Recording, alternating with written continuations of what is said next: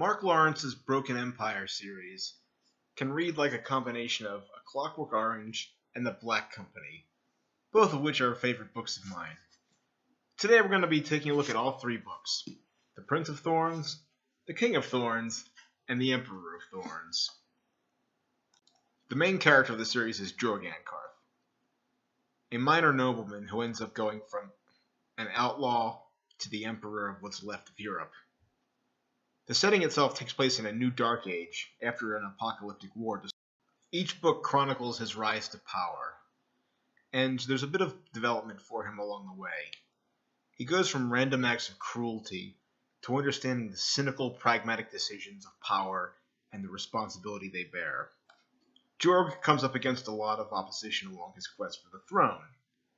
He's got his ruthless father. He's got this undead creature called the Dead King. There's various necromancers, there's bandits, there's other warlords, and all sorts of interesting stuff along the way. Personally, I think that the post-apocalyptic aspects of these novels makes it a bit more interesting than a lot of the other fantasy stuff I've read recently. For example, old steel is referred to as builder steel. Translucent plastic is referred to builder glass, and so on. Jorg becomes smart enough to learn how to exploit these artifacts in ways that are a little divisive to the fan base. At the risk of spoiling more, I will shut up from now on. I believe that Mark Lawrence is a fairly decent writer.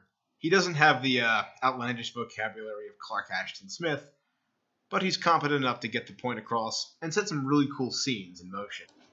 The first novel is a fairly straightforward one, introducing us to Jorg, some of his background, and the nightmarish world that he inhabits. The second book is a little more confusing if you don't know what's going on, because there is a so-called present timeline involving an army bearing down on him, and some various flashbacks and such. The third book details Jorg's final push for the throne. One thing that's made clear about Jorg is that he'll use any tool, any weapon, to accomplish his aims, no matter how ruthless it is. Even though his main weapon is a sword made of builder steel, and he occasionally uses this really neat double-shot crossbow from one of his little outlaw buddies, he also uses ancient artifacts to very great and very horrifying effect throughout the series.